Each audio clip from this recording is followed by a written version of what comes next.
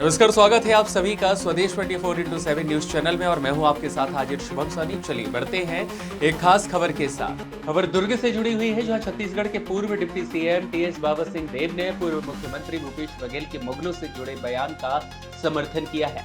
TS बाबा आज भिलाई नगर विधायक देवेंद्र यादव से उनके सेक्टर 5 स्थित निवास पर मुलाकात करने पहुंचे थे और इसी दौरान मीडिया से चर्चा करते हुए उन्होंने यह बयान दिया। मीडिया के सवालों का जवाब देते हुए टीएस बाबा ने कहा कि मुगल संख्या में बहुत कम थे और वे अपने धर्म का विस्तार उस तरह से नहीं कर सकते थे। उन्होंने कहा कि हिंदू सभ्यता में यह परंपरा रही है कि जो शासक होते थे वे सीमित संख्या में ही रहते थे और अपने संबंध आपस में ही बनाते थे। धर्म के आधार पर कोई दबाव नहीं दिखता।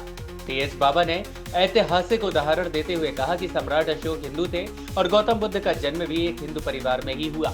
उन्होंने बौद्ध धर्म को लेकर नई दिशा दी, लेकिन कहीं भी जबरन धर्म परिवर्तन का उल्लेख नहीं मिलता है। उन्होंने यह भी कहा कि इस्लाम धर्म के संदर्भ में भी इतिहास में ऐसा कोई प्रमाण नहीं है कि मुगलों ने हिंदुओं पर धर्म के नाम पर कार्रवाई की हो।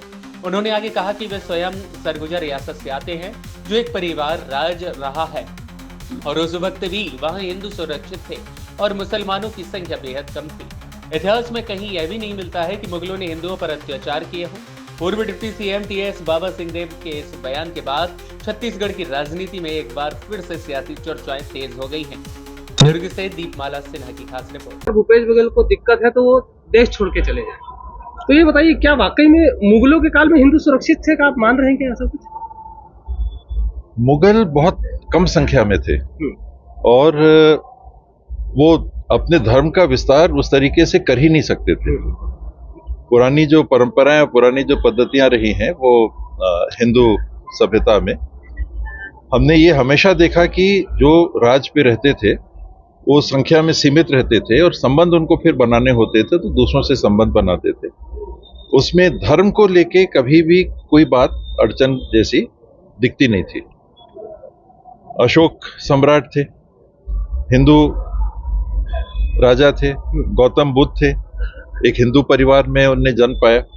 उन्होंने बौद्ध धर्म को एक दिशा दी। कहीं किसी को बौद्ध बनाने का काम आपने सुना? जो बने सो बने। इस्लाम धर्म में भी जो मुगल है, तो मुगलों ने हिंदुओं के ऊपर उस प्रकार से कोई कार्रवाइयां की हों, ये इतिहास में लेख नहीं मिलता। मतलब आप भी मानते हैं कि सुल्तानों और मुसलमानों के राज में हिंदू ज्यादा सुरक्षित थे? आप ये मान रहे हैं? नहीं, वो बात मैं नहीं कह रहा। मैं ये कह रहा कि कोई ऐसी हमने इतिहास में साक्ष्य अभी तक नहीं पाया। मैंने भी एमए इतिहास में किया है, थोड़ा बहुत इतिहास पढ़ा है, बाकी भी थोड़ी पुस्तकें पढ़ने की कोशिश करते हैं। मैंने कहीं कोई ऐसा उल्लेख नहीं पाया। सरगुजा से मैं आता हूँ, सरगुजा अंचल से आता हूँ। हम लोग भी एक राज परिवार के थे। कितने मुसलमान थे वहां? मुसलमानों के समय भी तो सरगुजा रियासत थी। कितने मुसलमान? हिंदू सुरक्षित थे कि नहीं वहां? तो मुगलों के काल में धर्मगुरु वाकई में बेवकूफ बनाते हैं क्या? बेवकूफ बना रहे हैं, भावनाओं को उकेर रहे हैं, इसमें कोई दो बात नहीं है। धीरेन्द्र शास्त्री, प्रदीप मिश्रा जैसे लोग बेवकूफ बना रहे हैं। जो भी ये कह रहा है, जो भी धर्म की बात इस नाते कह रहा है कि हमको वोट मिल जाए, भारतीय जनता पार्टी को वोट मिल जाए, वो गुमराह कर रहा है। बीएसपी को लेकर के